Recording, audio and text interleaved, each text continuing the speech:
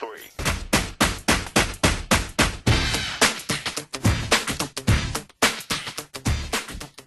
Hey everyone, welcome to the Idiomatic Top 3. With Nicholas, I am the gaming correspondent for Idiomatic. And I am Dimitri, editor-in-chief of Idiomatic and movie critic. As we did last year, by which I mean just 6 or 7 months ago, which is when we posted the episode, we're going to do our little farewell to the year. We are going to list our top 3 worst moments of 2012, or our bottom moments of 2012, I guess is what we should call it. Indeed. And our top 3 best moments of 2012 each, with one caveat. Entertainment related. Yeah. Loosely a little bit. I know we're going to touch on the news a little bit and all of that. The news is entertainment. In the case that we have in mind, definitely. Yes. But, you know, anything related to politics and whatnot, we're going to stay away from. With the release of The Dark Knight Rises, a tragedy happened. We're not going to discuss it at length, mostly because, honestly, we don't want to give this guy more attention than he deserves. He's already gotten too much as far as I'm concerned. Yeah, exactly. So why don't you get us started, Nick, with your number 3 worst moment of 2012. Well, I do enjoy Discovery Channel a lot. Unfortunately, like in the past couple of years, especially this year, they're starting to make all these shows about different trades. They had The Deadliest Catch, which is about crab fishermen. That was kind of fascinating. Also because the captains were interesting people. Yeah. But now they have shows about truckers, about people who help truckers, about antiquers, about gold miners, it's like enough. This is not Discovery Channel anymore. This is like the Trade Channel. It's really ridiculous. I want to go back to Discovery where you learn about stuff, not just about, a job fair on TV. It is ridiculous. Do you think it's caused by the bubble burst? Like, do you think it's caused by unemployment? I guess because now people with jobs are fascinating because they're part of the minorities. Yeah, You're exactly. like, wow. But, give it a break. It's not that interesting to, learn about oil mining. It's always like, oh, they're in trouble and they can't drill anymore. Oh, we're fixing the trouble. Let's drill again. You're like, come on, guys. At least they're kind of traded that they're on the fringe there, but I fear the day when they're going to do Discovery Accountant. A customer came and he wanted $500 in small bills, but we couldn't deliver because we didn't have enough small bills. What did they do? Come on. The deadliest retail. Let's go back to shows that were fun on Discovery. At least they still have Shark Week, but sooner they'll have Shark Week Accountant Special or something. It's like, come on. It'll actually be like Wall Street Sharks. Alright. My number 3 pick. Yeah. A little bit wide scale. I'm going to start right off and go for the controversial. The success of Avengers. Oh, really? Yes, the success of Avengers. Now, don't get me wrong, people, you may read my review at thedreamersedge.com for the Avengers. It was a largely positive review. I didn't fall head over heels for it like a lot of people did, but I certainly thought it was a good movie. Okay. But it is also like the 3rd highest grossing movie now, and it is like an unequivocal success for the studio. Absolutely. And, while I wish success for filmmakers who do good movies, what this has caused is it launched the message to movie producers that, all right, more of the same is what we're going to give you. Because Marvel has been doing, 3 movies per year. Yeah. And they've announced 3 more, 4 more per year. It's going to be like every summer, it's going to be a superhero movie every fortnight. But if, is it the superhero genre? But if you had the interesting characters, at least, that, forget the superhero part and they make it interesting characters, that could be good. Yeah, well, it's going to be Marvel house style, no less, yeah. on top of it. So it's going to be always the same bloody thing, Already I'm a little bit like, is there really that much of a difference between Thor and Iron Man 2? There was action, there were jokes, there were characters moving about. It was bright, it was shiny, it was breathy, it was kind of fun. It's the same bloody movie. I'm just sort of concerned that it told the studios to, okay, this is the formula that works, and now that's all we're going to get. Because certainly, already, Walt Disney has announced, we're going to release 2-3, Lucasfilm movies per year. You know, that's a lot of freaking Star Wars, you know? Wow, 2 or 3 per year? Yeah. Are they insane? Yeah. I'm hoping that what they really meant is 2, 3 films by Lucasfilm that is going to expand beyond Star Wars, but so far it sounds a little bit like it's going to be more Star Wars every year. It's like, it sort of told studios that, oh, we can release several movies per year of the same franchise. Yeah. Which is what Avengers has been doing for the past few years, you know? That's crazy. They're working on a Justice League movie the same way. It's going to be just more of the same from every studio. I enjoyed it when, Lord of the Rings, it made you wait. You had one movie, then you had to wait. And, it built the suspense and the expectations, and you saw the second one. I like that. Sure. I would not have sat through, 12 hours of movie in 1 year to see the whole Lord of the Rings trilogy. So I'm a bit concerned about it. It's nothing against Avengers itself so much as the message it sends studios. Yeah. All right, what is your number 2 pick for worst moment of 2012? Well, it's a specific thing, but it deals with a larger issue. It was like the end of House. House MD, one of my favorite shows, ended last year. And kind of linked to that is this fall season is death. It is terrible. Oh my god, all the new shows are so horrible. The old ones, I'm kind of burnt out on them and I don't really feel like watching them anymore. It's like, I watch Castle and that's it. And The Amazing Race, but so 2 shows. I have 2 shows and the rest of the time I'm zapping, watching trade shows on the Discovery Channel or, it's there's nothing to watch. It's terrible. Yeah, well, here at Dreamer's Edge, we're supposed to review all the new pilots coming out in September. We even announced it, and then, I reviewed 2 pilots and then stopped for the simple reason that it was I was not going to bombard the readers with negative reviews of really awful new TV shows. Wow. And I was like, okay, I'm done. I'm not going to make people suffer through that, I mean, just the previews of them. What was the one where the power all goes out? Revolution. And you see the previews and you see a plane fall from the sky. Spiral, this is not how a plane would fall from the sky if it lost power. I mean, I know you're going for the crazy effects of things, but you're already in the commercials. You're insulting my intelligence. I'm not going to tune into your show now. It's ridiculous. It's also how does that work? Even as a concept, if you think of it logically, if it's an electromagnetic pulse, it's a one-time thing, and then they can restart power. Yeah. If it's something else, it has to stop power continuously, and it's all things electrical in there. Yeah. Well, the human body works on electricity as well. Yeah. So what the heck? Different electricity. I mean, I guess. It's not interesting. It's sort of no, we all live like Amish people. Okay, and. Yeah, there's a show on Discovery Channel about Amish people if you want. It's all right. So what is your number 2? My number 2. Oh yeah, that's a good one. This summer, a comedian named Tosh, who has a show called Tosh 2.0, was doing a show, and a woman watched the show, and he was doing his usual rape routine, which I never found particularly funny, but at the same time, look. Comedy is so subjective. Yeah. If people laugh at that, that's their business, that's cool. And if he's making money off of that, why not? All right? I don't have a problem with that. But she didn't find it funny. And so she sort of actually, I never find rape funny, she said. Which is sort of lady, just walk out of the club. Don't say anything, A club is not a place for, political, this is wrong. It's a comedy. If you don't like the comedian, go see another one. Yeah, exactly. But nonetheless, Tasha's reaction was to tell her, wouldn't it be funny if 5 people in this club here raped you? Wow. That's not a punchline, that's a threat. Yeah. Technically, he didn't threaten. He had other people kind of threaten her indirectly. Yeah, he subtly suggested that other people threaten her, I guess, is what he did. Exactly. She ran out of there, which, wise move, lady. Indeed.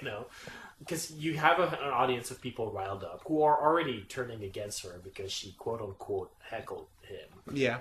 And usually, we don't like hecklers. Nobody does. You're into something and they're here to spoil your party. We want to do something aggressive to you. And he's pointing out as sexually harass her. Nobody was going to whip out their penises or anything, but they were probably going to grab her and fondle her because they think it's funny. And it's that's sexual trauma.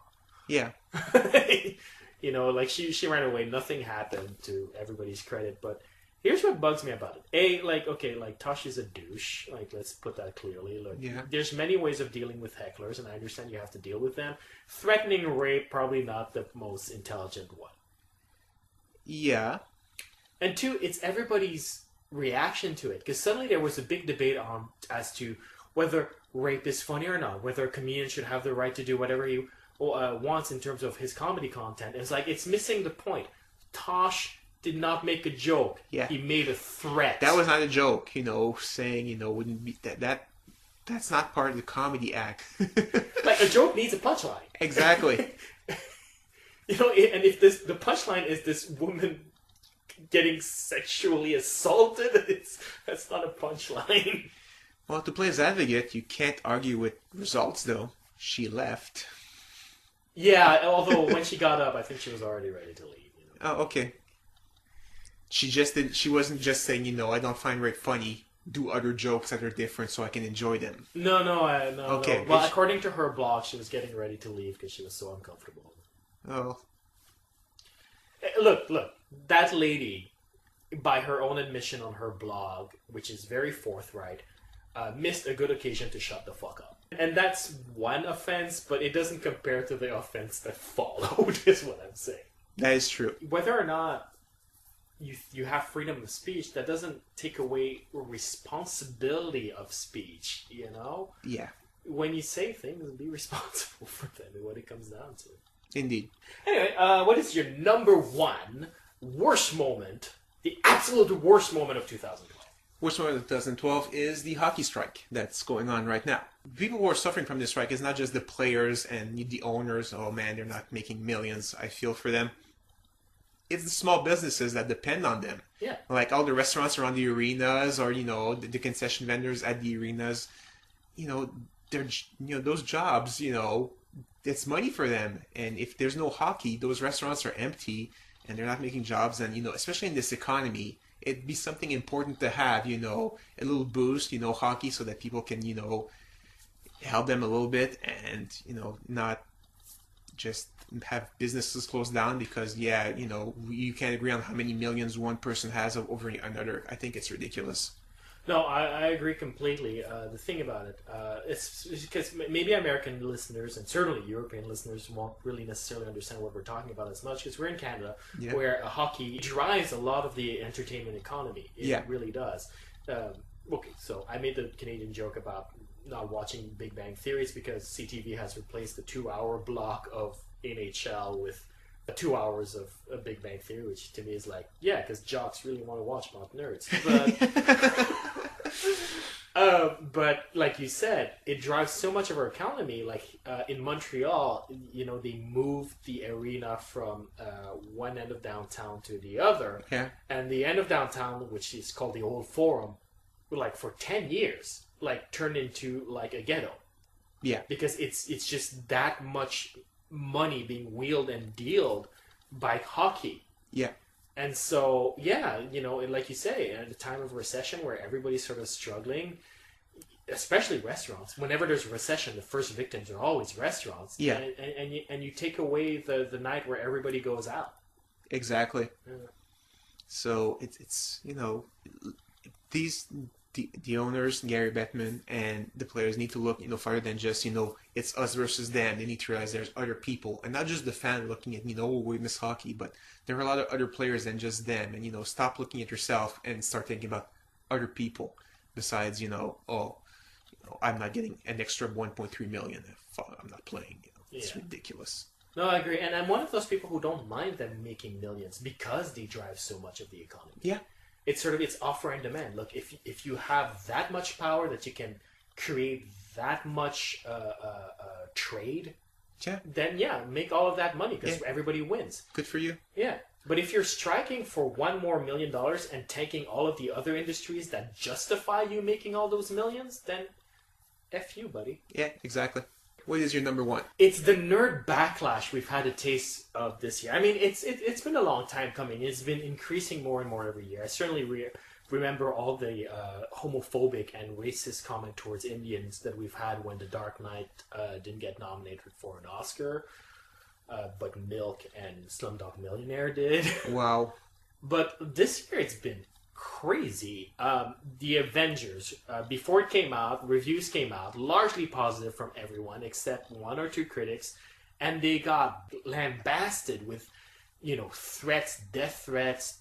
In the case, it was a woman reviewer that gave a negative review to the Avengers, so she got like some of the most misogynistic, racist, and rapey comments. Wow. If you enjoyed the movie, that's the important thing. Who cares what somebody else thinks about it? Exactly. They did the same thing with The Dark Knight Rises, which, to be blunt, it's for me, it's an okay movie, not an amazing one. Yeah. So I'm not surprised that there's more than a few critics that went like, Yeah. you know. That was my reaction coming out of it. And the same phenomenon happened like on two movies in a row. It's sort of like, especially with The Dark Knight Rises, given the context that we mentioned at the beginning of the episode. Like, what are you doing? Like, grow up. Yeah. I think it has something to do with fanboyism. Mm-hmm. There's a study that says that basically if you insult something that a fanboy likes, it's almost like insulting their god, insulting the god of a religious person. They have the same visceral reaction. Yeah, no, I think you're right, but I find it curious, like another event that happened this year that's pretty important that I deliberately didn't mention because, again, it's one of those things where I don't want to give them more attention than they've already got. But of course, the Muslim uprising in the Middle East after one really crappy YouTube movie from a douchebag. Yeah. Everybody in America is completely willing to sort of call out the people in those protests for being like, look, it's a YouTube movie. What the hell are you doing? But if you disrespect Joss Whedon, oh my god! Yeah. Come on. If you're pointing out to somebody getting offended because he insulted Muhammad and going like, you don't have to get up in arms. You don't get to do that over freaking Joss Whedon, for heaven's sakes. Yeah. I agree. All right, let's switch to some positivity really quickly. All right. You're number 3. Number 3. Best moment of 2012. Best moment has to do with the recent election of President Obama. Since the beginning of the year, there's this guy, Nate Silver, has a blog, 538.com, and he's been following all the polls, every state, and basically making averages, and with his models, he's able to make predictions of, what's going to happen. And even though all the big mainstream news medias were saying, it's too close to call, it's a horse race, his models were saying, no, Obama's going to win readily. Towards the end of the campaign, Obama had like an 80% chance of winning or so. And like people just attacked his models like, oh, he doesn't know what he's talking about. They even attacked him, he looks gay and effeminate, so his models can't be right. But it showed out that 50 out of 50 he was able to predict, pretty much very close to the margin in which each of them won the state. And yeah, so basically that event was great to me because it shows that, data, facts, numbers, science is better than just gut feeling of, I think Romney's going to win. I have this gut feeling about it. And I was like, well, no, the numbers are not showing it. The numbers are showing Obama's going to win. And that's what happened. It was a great moment for nerddom for me, so... Power of math. Yeah, congratulations, Nate Silver. Yeah, no, I agree. I think one of the things is it exposed a little bit one of the problems under big newspaper companies being owned by a douchebag like Rupert Murdoch. Yeah. Is what it comes down to. Because saying, look, Obama's going to win doesn't sell papers. Saying, it's too close to call, we'll tell you more next week, sells papers. That's true. And I think that's what happened. And all the news organizations are just trying really hard not to tell you the truth, because if they tell you the truth, they're not going to be able to sell newspapers that are supposed to tell you information. Yeah. It's...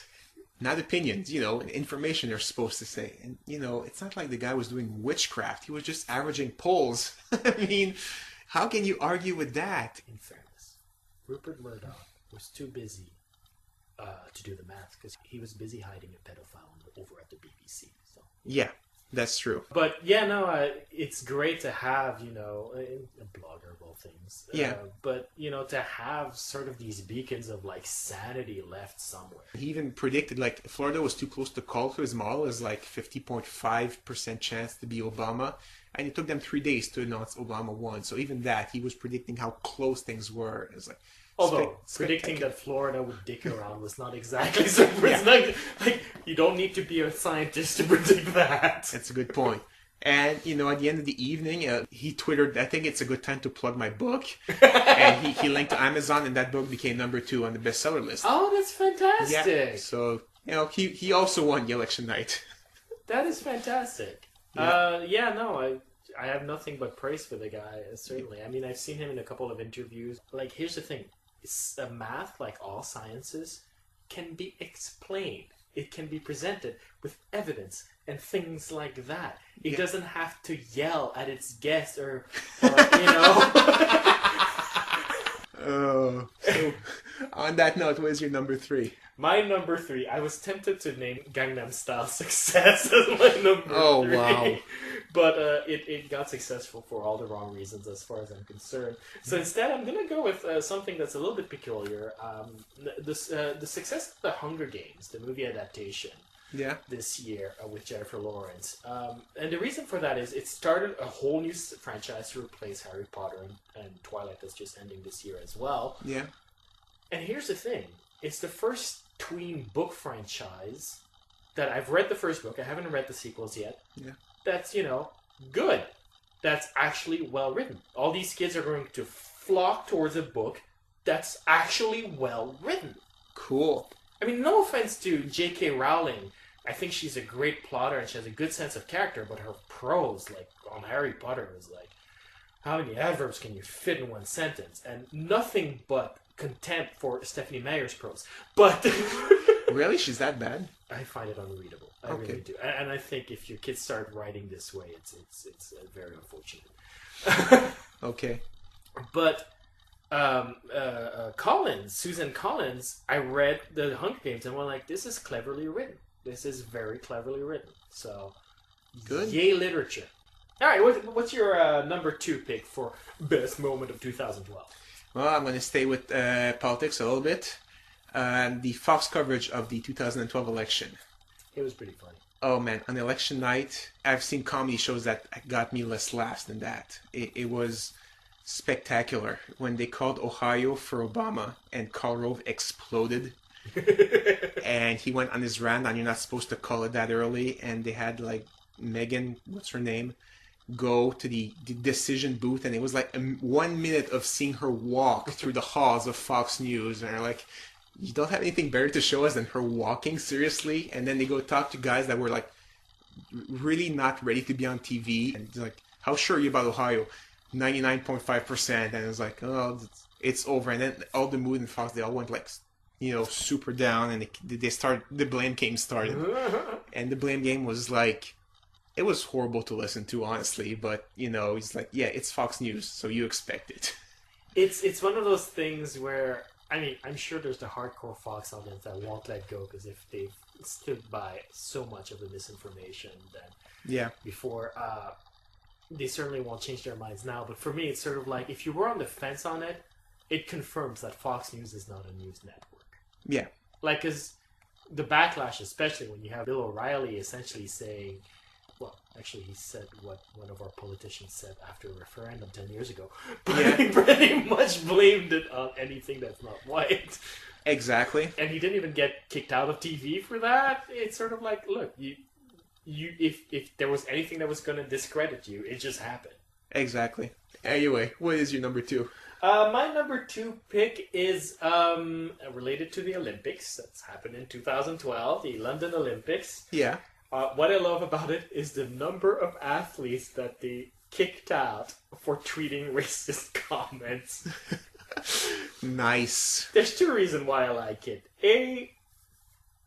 I congratulate the Olympic Committee for upholding the spirit of the Olympics. Yes. Yeah, that's the point. People, especially in the US, that might be lost, but the Olympics is not meant to, reward medals. The Olympics is just celebration of amateur sports. It's supposed to promote amateur sports all over the world, the spirit of, kinship and unity, yeah. So, when you start insulting other athletes because of their, because of their race, you're kind of completely past the point of, deserving to be there. Absolutely. That's my B reason, is that they're also remembering that it's a privilege to be in the Olympics. And if you're not behaving in a way that is the best that your country can represent, both philosophically and as an athlete, then you don't deserve to be here, and will remove that privilege without any qualms. Yeah. I love that. Yeah, it reminds me of the badminton sorry teams that were like losing on purpose so they would get an easier way through the through the tournament, and they weren't even doing it well. They weren't even pretending to lose well. It was obvious. I mean, they were world caliber athlete and they're serving into the net. Come on. I play badminton. I don't serve in the net, and I'm not nowhere as good as they are. It's ridiculous. And again, they all got disqualified. Get out, because it's not the spirit of the game. You're supposed to push yourself as far as you can. That's the spirit of the Olympics. And they were saying, well, it was more advantageous for us to win in the tournament. If we lost, it's like, you're still missing the point. No, the Olympics could cost billions of dollars to the host country. Yeah. It is an enterprise that is more costly than it is gainful on the financial level, definitely. Yeah. It's a huge thing to organize. The only thing that justifies its existence is what it represents for the world. If you don't uphold that, it's worth crap. And if you're going there to win a competition, go win it at a professional sport. Go win it at the NHL, the NFL, Yeah, or you did the World Championships, fine, do that there. But the Olympics, The Olympics stand for something greater. Yeah, the whole world is watching the Olympics, Yeah. I'd say be on your best behavior, but honestly, if you're the kind of person that would, tweet those kinds of remarks, even best behavior, you shouldn't even be there. Exactly. I mean, it's ridiculous. And I love that the committee just went like, no, we're not about a competition. We're not about commercialism or anything. We're about an ideal. Indeed. All right, is it your number one? Yeah, your Yes. number one pick for best moment of the 2012. Well, I watched a little show in the summer called MasterChef. Mm-hmm. This year, there was a contestant that was blind. And she won it. She was a spectacular cook. And, without her eyesight, she managed to use her hardware senses and make spectacular dishes. So that's already good on their own. But what's even better is, she was how can I say, indignant about, her remarks about her being blind. And, the host being pretty insensitive about her blindness. And she pretty much showed it. The producers were insensitive. Gordon Ramsay was insensitive. Yeah. And the rest were patronizing. Yes, I would say that, yeah.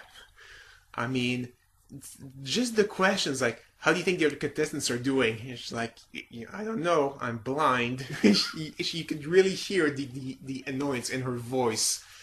And, at one point she managed to replicate a dish, a sashimi dish that looked awesome, by the way. But she replicates it perfectly like what it looked like, and she did just by feel and by taste and memory.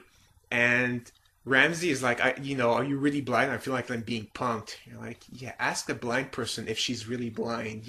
Especially a person that used to have sight and that lost it. Yeah. So she had sight, and she cooked with sight. Now she's losing it, and she has to do without. It's probably very hard for her. And to ask her, are you really blind? It has to seriously, man. Yeah, and I love her answer. Very polite, but a little bit dry, which is the perfect tone. Yeah. I wish. Yeah. It was like, in your face, Gordon Ramsay. Yeah. And the worst is, the comments about her, being Vietnamese as well, she, in the finale, she does a Vietnamese dish, and it's like, oh yeah, it's something that, it could be completely served in, on a street shop in Vietnam, but this is MasterChef. She can still make, that kind of dish MasterChef quality. It's not because it's a Vietnamese dish that it's crap. But seriously. Yeah, the Italian judge, I forget his name, Joe. Yeah. Joe was a little bit incensed by that comment. But my favorite bit that you didn't mention is when they gave every contestant a surprise, which was a photo of the family. Oh, yes. She's like, what is it? Can't see. It was fantastic. Yes. They got a MasterChef book with their picture on the cover. I guess you could feel the book, but it was so. Geez, seriously, we probably have to give her a Where's Waldo book in the same sense, Come on. But here's the thing: what makes this moment all the more delicious because I agree with you. This is definitely one of the best moments of 2012. Her presence in the competition and her being rewarded with the prize. It's the fact that she presents herself, at least. I don't know how she is in real life, but certainly from the looks of it, as a terrific person. Yeah. She is always polite to her contestants. She never talks trash about anyone. Yeah. But she stands up for herself. She never uses her handicap to milk a sob story or anything. Yeah. Or hides the fact that it's a handicap. Yeah. In the competition. Like, I understand the notion of handicapable, and I understand how that's a philosophy that allows you to function much better in life. So, if you have any sort of impairment, I don't want to say, like, oh, you're being a hypocrite by saying it's not a handicap. But look, if you're in a competition of cooking where you have to reproduce something that everyone can see but you can't, that's a disadvantage. It is. And she never hides from that fact. Like, they ask her, is like, what are you nervous about? Well, this is the sort of food you have to cook in the oven, and I can't look in the oven, and I can't feel my way into it either without burning myself. So, yeah, I'm really nervous about this one. It's like she acknowledges what she's capable of doing and what she's incapable of doing. Yeah. She's such a smart and mature and fascinating person. Yeah, and she even said she wanted to be treated like a cook. She's like, I don't want to be an inspiration. I want to be the master chef. Yeah, no, absolutely. It was terrific, and the fact that she stood up to all of Gordon Ramsay's awful, insensitive comment without ever losing her cool, but still making it very clear to any listener or watcher paying attention that, like, hey, like, that was not cool. Yeah. Again, I don't want to sound as if, like, oh, she's an inspiration. I'm saying, like, look, if somebody was that condescending to you, well, to me at least, I'd be losing my crap. Like, I'd be like, yeah, you know what? Go up yourself, Like, I'd be really mad. And, like, she has perfect composure, but yet is not a pushover. She's fantastic. Yeah. My top moment. Yeah. What is your top moment? Yes. Yeah, my top moment. You've probably heard a lot about it because the news kept pouring in over and over, making the news last forever. But George Lucas sold LucasArts to Walt Disney. All of it for something like $4 billion, which is more than his net worth before the sale, by the way. Wow. Yeah, and here's the thing why I like it. Okay, most Star Wars fans will react positively by going like, finally, somebody's taking it away from the hands of George Lucas, who's, let's face it, hasn't done a terribly good job with the prequels. They're bad. Yeah, they're bad. But what I love about it is George Lucas gave most or all of the money to charity. Okay. That means he gave more than his previous net worth to charity. Nice. His life's work, LucasArts, he just gave it away to people in need of education in impoverished cities and countries. Nice. That's fantastic as a gesture. Yeah. And to top it all off, he gave an interview where people went like, well, aren't you going to be sad to leave Star Wars behind? I was like, no, it's time to give it to new people. Besides, look, I've made 3 prequels. They were independent movies, because he always makes independent movies. The Star Wars movies, for all of their gloss, are actually independent movies. People often forget that. And I put my heart and soul into it, and people hated them, so I don't really see the point of making more. Did he actually acknowledge that people hated them? Yeah. So he's not actually living in the glass bubble that we thought he was. He never was, and that's what I love about it. It was really a case of this guy reaching a point in his life going like, you know what, I poured my heart and soul into making these, and I'm not making anyone happy. The hell with the Star Wars fans. I wash my hands of them. I'm not even going to profit from this sell. I'm going to do something wonderful with it. Yeah. And I'm done with this chapter of my life. I am done with the rabid Star Wars fans who keep calling me a rapist. You know? Yeah. And I love it because, A, it proves one thing. Like you just said, he didn't live in a glass bubble. Yeah. For the longest time, I've had to listen to people treat George Lucas as if he was taking the Star Wars franchise as seriously as they were. Which he doesn't. Yeah. Because nobody could. Like, a lot of people wanted Lucas to be a bad human being for making such a bad movie. Yeah. And you've heard a lot of people sort of twist reality. You know, he produced a movie with with a black director and an entirely black cast. Yeah. Lucas, Red Tails. Yeah. And then the studios, none of the distributors wanted to distribute it because they said, well, nobody's going to watch that. It's got black people in it. Yeah. And he got really pissed off and were like, "This is why I'm an independent filmmaker, and I never, like, despite all my money, I never cooperated with studios. Like, I'm so incensed about that." Yeah. And I understand why he's incensed. I think that's very idealistic of him. Yeah. But the way it was reported by fanboys who were still angry about how awful, and again, it was awful, episode 2 was, Yeah. went like, "Oh, Lucas yelled at his black director for being black." Like, they totally changed What? the story to make Lucas the racist because they wanted him to be a bad human being That's for making ridiculous. a bad movie. Yeah. They're just movies. Exactly. You know, they're bad movies, but, you know, in the end, they're just, you know, the three original ones are good movies and those are bad movies. You know, if you're basing your life's fundamentals on those movies, it's the wrong franchise, but I'm going to paraphrase William Shatner and get a life. Seriously. Yeah, like, why do you use an apple? Because Bill Gates is the devil. And it's like, well, sure, Bill Gates is the devil. He gave half of his fortune to charity, while Steve Jobs gave $0 to charity. So yeah, the devil's pretty freaking generous with his money. I think it's the same situation here, you know. So yeah, I mean, he's a nice guy. He just, you know, a little incompetent, but, you know, nice guy nonetheless. But he's a good producer. He's a bad screenwriter. Yeah. Is what it comes down Yeah. to. Yes. Anyway, that was the year. That was a year in review. If you want to share your best and worst moments of 2012, like even your personal moments, we'll read them. Yeah, exactly. I just got married. It's like, yeah, I'll read Yeah. that and I'll congratulate you. You know? Indeed. Write us at mail@idiomatic.com or post a comment at idiomatic.com just below the episode. We're also on Facebook. We're also on Twitter. And we're also on iTunes. See you next time. See you next week.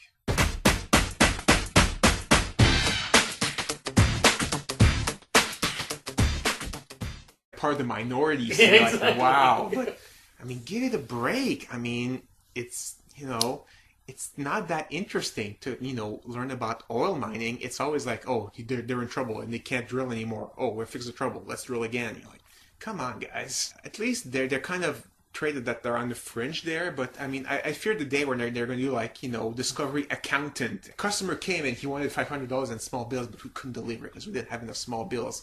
What did they do? You know, like, Yeah. come on. The deadliest retail. Well, let's go back to, you know, shows that were fun on Discovery. At least they still have Shark Week, but, you know, sooner they'll have Shark Week Accountant. 2, 3.